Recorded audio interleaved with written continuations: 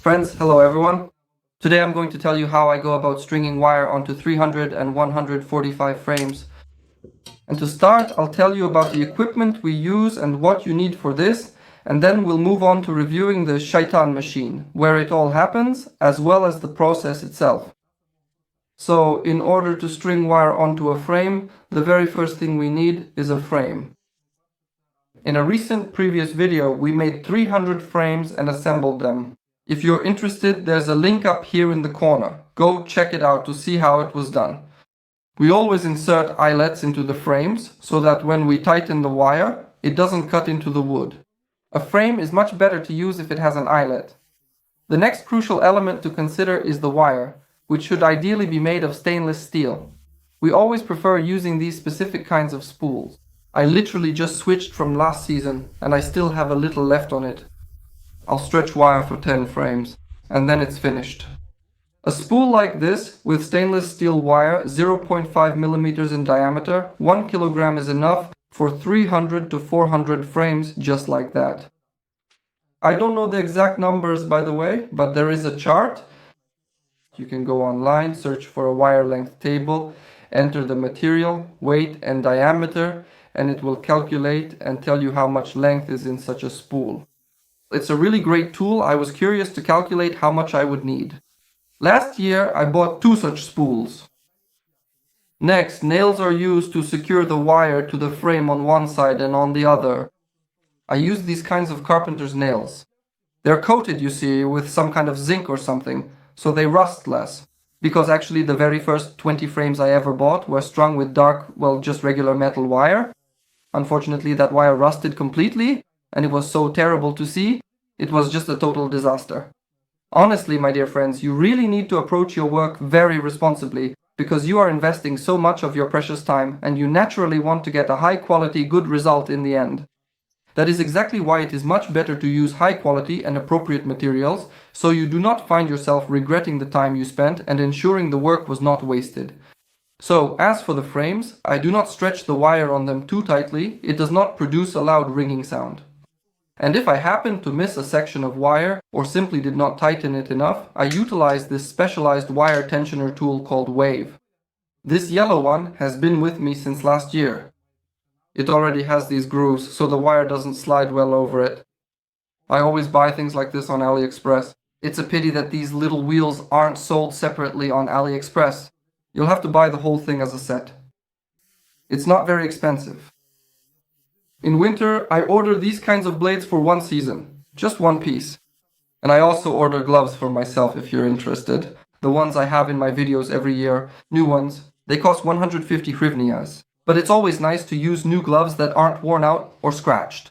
And the others are already used by guests I bring to the apiary so they can watch and not get stung by the bees. We always use the blade.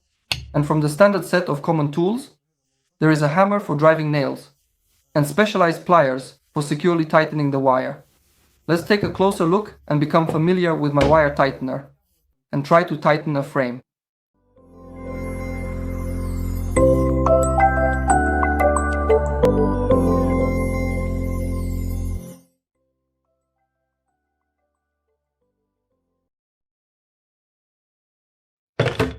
So here we have the board itself for tightening. Its construction is very simple. I'm sure you can do better, friends. Watch my experience and improve on it. It's great.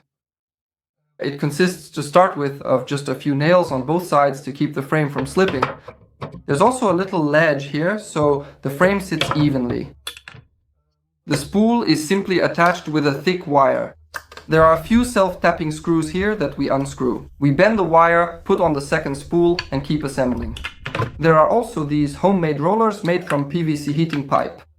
We screw in a bolt, add the pipe, a washer, and it all spins, letting the wire slide smoothly over it.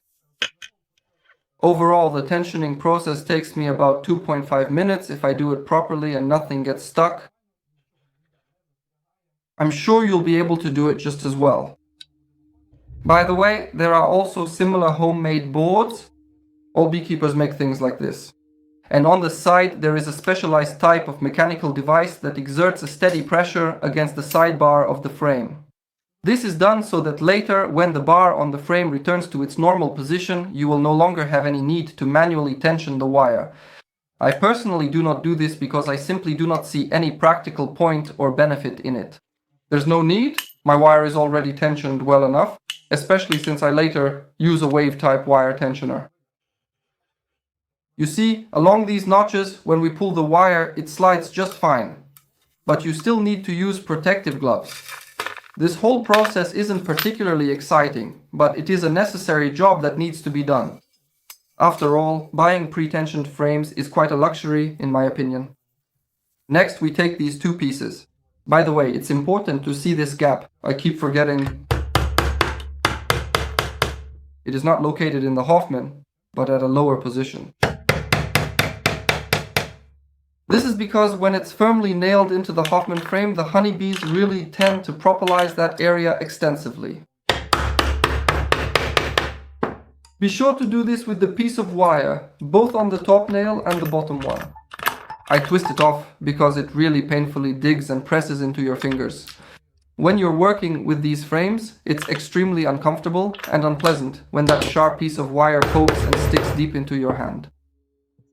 Following that step, we carefully remove the wire from these metal rollers and then gradually begin to tighten it with precision, winding it steadily back and forth in a rhythmic motion, slowly winding it all the way back onto the storage spool. Now we'll turn it a little more, and here we can create some tension. The tension should be very slight, just enough to stretch the wire so that it starts to resonate. We simply take the lower one, pull it tight with pliers and wind it onto the peg. During the winding process, this wire may snap. We've knocked in the peg. And now we have a finished frame that resonates properly.